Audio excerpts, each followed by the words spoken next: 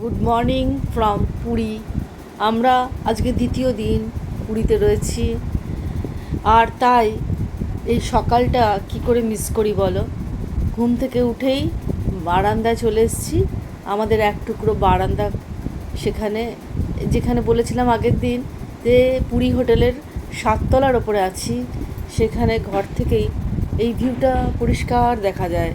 অনন্ত সমুদ্র, ওই প্রান্ত থেকে এই প্রান্ত শুধুই সমুদ্র। এবং সেটা দেখার পরে আমি ভাবছি এখন তো 5:30, 5:40 বাজে, সূর্য বোধহয় উঠেই যাবে। একটু দেরি হয়ে গেছিলো উঠতে, না 6:45 বাজে, তখনও হালকা হালকা সূর্যদেব উঠছে। আমার সানরাইজটা মিস হয়নি, মানে সূর্য ওই যে টুকটুকে লাল ব্যাপারটা সেটা এখনও কিন্তু আসেনি। সূর্যের আভাটা কিন্তু ছড়িয়ে দিয়ে গেছে, মেঘের আড়ালেই সূর্য রয়েছে। দেখুন কি সুন্দর লাগছে। আর প্রচুর লোক কিন্তু এখনই, প্রচুর মানুষ এখনই যারা সমুদ্র তীরে এসে গেছেন, এসে গিয়ে এই সৌন্দর্যটাকে সাক্ষী করছে। পুরী আসবো আর সানরাইজ দেখবো না, সে তো হয় না। যত সময় যাচ্ছে ওই আলোটা উজ্জ্বল হচ্ছে। এইবার দেখুন সূর্যের ওই আভাটা এই জলে এসে পড়েছে, কি অপূর্ব লাগছে। জলটা যেন সোনালি হয়ে গেছে। আমি সেটাই দেখাচ্ছি আপনাদের। আমি তো মুগ্ধ হয়ে দেখছিলাম। উজ্জ্বল হচ্ছে না রঙটা কীরকম? সূর্যদেব কিন্তু আড়ালে মেঘের, কিন্তু যে আলোটা পড়ছে একটা মায়াময় পরিবেশ সৃষ্টি করছে। আমি পুরো স্পেল বাউন্ড হয়ে গেছি, এবং সূর্যদেব যে আড়ালে রয়েছে সেটাই আপনাদেরকে বলছিলাম। আর কি অপূর্ব এই জায়গাটা, আলো পড়ে ওই জায়গাটা উজ্জ্বল হয়ে একটা মানে অসাধারণ দৃশ্য তৈরি করেছে। সুন্দর দেখুন, সূর্যের আভাটা জলে এসে পড়েছে, কি অপূর্ব লাগছে। সানরাইজ অনেকক্ষণ হয়ে গেছে, 6:30 বাজে, সুন্দর লাগছে। আমরা অশ্বদ্বার দিয়ে ঢুকেই পুজো দিয়েছি।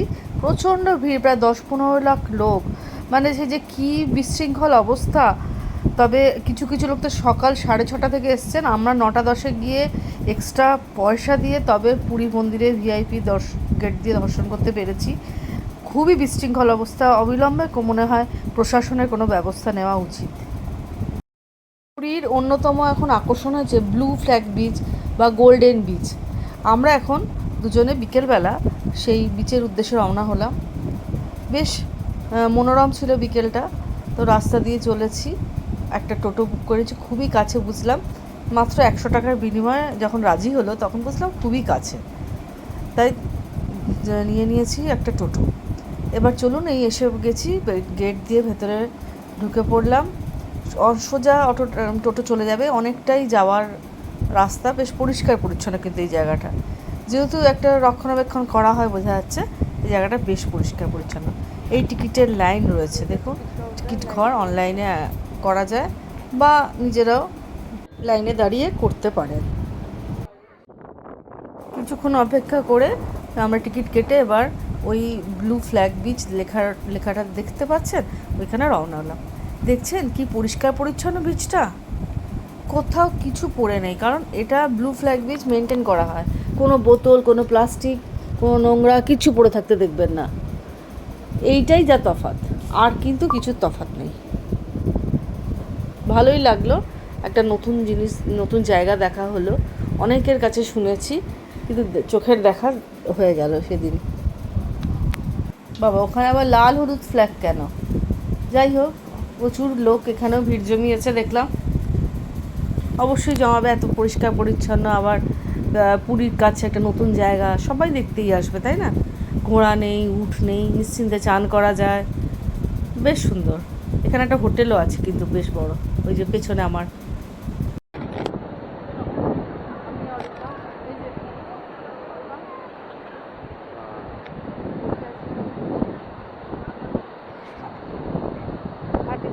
প্লাস্টিক প্যাকেট ছিল, ওটা পেটেই বসে পড়েছি। কিছুক্ষণ বসে থাকার পরে আমরা ঠিক করলাম আমরা ওমকারেশ্বরের শিব মন্দির দেখে আসবো। এটা ওমকারেশ্বরের শিব মন্দির। আমরা পৌঁছে গেলাম ওমকারেশ্বরের শিব মন্দিরে।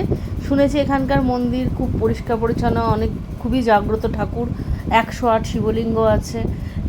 তাই একটা নতুন জায়গা দেখব বলে আপনাদের দেখালাম, তাই এখানে এসে পড়েছি আমরা এই সন্ধ্যের সময়। শ্রী শ্রী ওমকারেশ্বর টেম্পল লেখা আছে, দেখেছেন? আর এখানে অনেক রকম মূর্তি আছে ঠাকুরের, হনুমানজি, শিব, শিবলিঙ্গ, রাধাকৃষ্ণ, অনেক ধরনের মূর্তি আপনাদের দেখাবো। দেখুন, খুব সুন্দর পরিষ্কার পরিচ্ছন্ন করে সাজানো কিন্তু এই মন্দিরটি। আমরা অনেকেই জানি না যে পুরীর খুব কাছেই এই ওমকারেশ্বরের শিব মন্দির রয়েছে, তাই এখানে আমরা ওমকারেশ্বরের টেম্পল দেখতে এলাম। প্রচুর মানে পর্যটক আসছিল, দেখলাম। অনেকটা জায়গা জুড়ে রয়েছে, দুদিকেই বিভিন্ন রকম মন্দির রয়েছে, এদিকেও রয়েছে। আর পুরীতে জগন্নাথ ধাম, সেখানে তো একটু মন্দির থাকবেই, এ আর নতুন কি বলুন।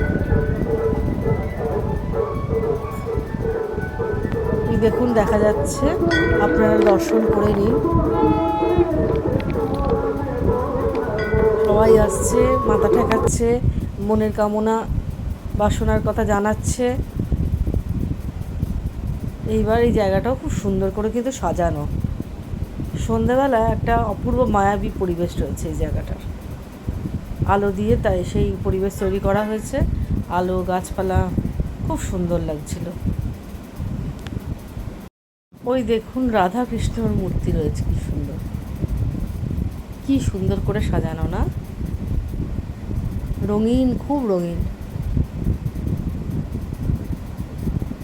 আমিও দেখছি, তাই রাধাকৃষ্ণকে সঙ্গে নিয়ে একটা নিজেরও ছবি ক্যামেরাবন্দি করলাম। এরপর আরও কয়েকটি মন্দির পাশাপাশিই রয়েছে, সব কটি আস্তে আস্তে দর্শন করছি। আপনারাও দেখুন। পুরীতে যখন এসেছি, জগন্নাথ ধাম দেখেছি সকালবেলা, সেই যে অবস্থা, তার তুলনায় এটা তো অনেক ভালো, অনেক শান্তি এখানে। ঠাকুরের কাছে যদি দুদণ্ড গিয়ে শান্তি না পাই, ওই রকম ভিড় ধাক্কাধাক্কি করতে হয়, তাহলে না পুরো মনটাই যেন কীরকম একটা তিক্ততায় ভরে যায়। যাই হোক, সেটা জগন্নাথ দেবের উদ্দেশ্যে বলা আমার ঠিক নয়। দেখুন কী সুন্দর জায়গাটা। এই জায়গা দেখলে কিন্তু আপনার একটুখানি বসে থাকতে ইচ্ছে করবে, ঠাকুরের কাছে নিজের মানে দুঃখ জানাতে পারবেন, নিজের কিছু কথা থাকলেও তার সাথে মনের কথা শেয়ার করতে পারবেন। কিন্তু যদি ওই রকম ভিড় হয়, আপনি কী পাবেন সেখানে? জগন্নাথ ধামে এইভাবে আমরা দর্শন করেছি। কী সুন্দর রামের, বিষ্ণু, কত রকম বিগ্রহ আছে। এই চাকাটা ঘুরছে, আমার খুব ভালো লাগছে, জানেন, রথের চাকার মতন। সবাই দেখুন এই ঘুরটা ঘোরাবার চেষ্টা করছে। সবাই যখন রথের চাকাটি ঘোরাচ্ছিল, আমারও তখন একটু ইচ্ছে হলো, দেখি আমিও তো একটু ঘোরাতে পারি। আমিও গিয়েছিলাম তাদের মধ্যে একজন হয়ে। দেখুন কী সুন্দর ঘোরাচ্ছে, বাহ, দারুণ জিনিস না? মনে হচ্ছে যেন জগন্নাথের রথের চাকা ধরতে পারছে সবাই, তাই না? ওই দেখুন রথের চাকা ঘোরাতে আমার মধ্যেও কেমন একটা উৎসাহ। আমি সত্যি খুবই আনন্দ পেয়েছিলাম যে কোনোদিন তো পুরীর রথের চাকা ধরে দড়ি ধরে টানার সৌভাগ্য আর হবে না। এটাই আমার কাছে অনেক শান্তি। চাকাটা ঘোরাতে ঘোরাতেই দেখলাম পাশেই রয়েছে একটা সুন্দর মন্দির। এটা কিসের মন্দির? একই কম্পাউন্ডের মধ্যে, আপনাকে বেশি দূর যেতে হবে না। এটা দেখে তো আমার খুবই ভালো লাগলো। এটা মনে হচ্ছে ভগবান বিষ্ণুর মন্দির। বিষ্ণুকে শায়িত রাখা হয়েছে এখানে পদ্মের ওপরে। একটা গল্প নিশ্চয়ই আছে, আমার অতটা এখনও জানা নেই। খুবই ভালো লাগলো এই মন্দিরটি। এবার চৈতন্যদেবের অনেকগুলি মূর্তি দেখলাম, মনে হলো চৈতন্যদেবী যেন যাচ্ছেন এখানে। আর তারপরে তো এই কারুকাজগুলো খুব সুন্দর লাগলো। এইবারে একটা মন্দিরের ভেতরে ঢুকছি, যেখানে দেখে তো আমি ভীষণই অবাক হয়ে গেছি, অসম্ভব সুন্দর লাগলো। এইখানে রয়েছে, আপনারা জানেন কি না জানি না, পুরীতেই ওমকারেশ্বরের শিব মন্দিরের ঠিক পাশেই রয়েছে 108টি শিবলিঙ্গ। দেখুন, দেখেছো কি সুন্দর লাগছে। এই 108 শিবলিঙ্গের প্রত্যেকে আলাদা আলাদা নাম রয়েছে। প্রত্যেকটি শিবলিঙ্গ খুব পরিষ্কার, মানে সুন্দর করে সাজানো। এই ওপরে ফলকে প্রত্যেকে আলাদা করে আর এক একটি নাম রয়েছে। মানুষজন তাই এই প্রত্যেকের কাছে যেতে পারছেন। এমন নয় যে খুব দূরে বিগ্রহ, তাকে ধরা যাবে না, ছোঁয়া যাবে না। হাতের কাছেই রয়েছে শিবের মাথায়। সবাই একটু জল ঢালছেন, একটু পয়সা দিচ্ছেন, দক্ষিণা দিচ্ছেন। আমার এই মন্দিরের পরিবেশ ভীষণ ভালো লেগেছে। বেশ ফাঁকা, ভিড় নেই, লোকে ঠেলাঠেলি নেই, বেশ শান্তি মতন ঠাকুরকে কাছে পাওয়া যায়, এটাই হচ্ছে কথা। খুব ভালো লেগেছে। দেখুন, আপনারাও দেখে নিন। পুরী গেলে কিন্তু এটা এখন যেতেই পারেন। ওমকারেশ্বরের শিব মন্দির পুরী থেকে বড় জোর 20 মিনিট লাগবে টোটোতে। টোটো বা অটো ভাড়া করে নিন। খুব অফবিট কিন্তু ভালো জায়গা। বিচে তো বসবেনই, তাছাড়াও এগুলো টুকটাক সাইট সিন করতে পারেন। এবার নামগুলো দেখুন: সংকটেশ্বর, শঙ্করেশ্বর, কালন্দেশ্বর, বানেশ্বর, কীর্তিনাথ, প্রত্যেকের নাম আছে। কি সুন্দর না? যাই হোক, আমাদের খুব ভালো লেগেছে। আপনাদের কেমন লাগলো কমেন্ট করে জানাতে পারেন। এবারে দেখুন তো এনাদের বুঝতে পারছেন কিনা। ঠিকই ধরেছেন, দোলনায় দুলছে রাধা ও কৃষ্ণ। কি সুন্দর লাগছে, হালকা করে ভজন হচ্ছে। অপূর্ব কিন্তু পরিবেশ। অনেক ঘোরাঘুরি করে ক্লান্ত হয়ে আমরা সপ্তপদীতে এলাম রাতের ডিনার খেতে। তারপরে দেখলাম যে এই জায়গাটাতে অনেক বাঙালি হোটেল রয়েছে, তারই মধ্যে একটি জনপ্রিয় হোটেল সপ্তপদী।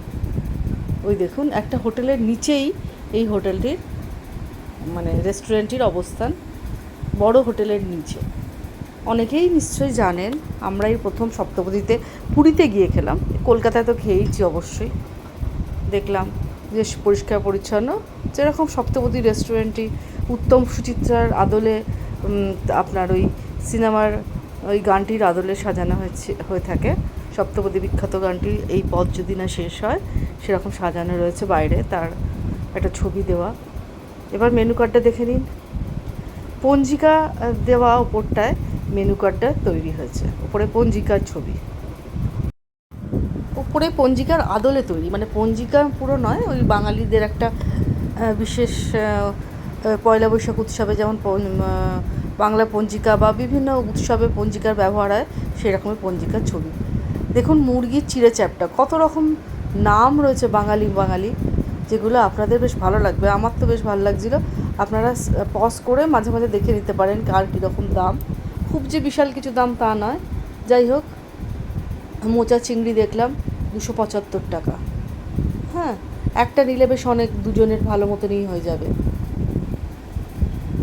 আবার সিনেমার নাম দিয়েও ছিল জানেন, ফুলকপির মহিমা, এরকম, মানে বেশ অন্য ধরনের নাম ছিল। ও নামগুলো বেশ ভালো লাগছিল। ডাব চিংড়ির ছবি দেখছেন, বুঝতেই পারছেন, ডাব চিংড়িও রয়েছে। আমরা প্রথমে নিয়েছিলাম আমপোড়া শরবত। শরবতটা বেশ ভালো ছিল, বেশ রিফ্রেশিং, যেরকম হয় খেলে বেশ ভালো লাগবে। আপনার বেশ ক্লান্ত হয়ে এলে খুবই সুন্দর, খুবই ভালো লেগেছিল।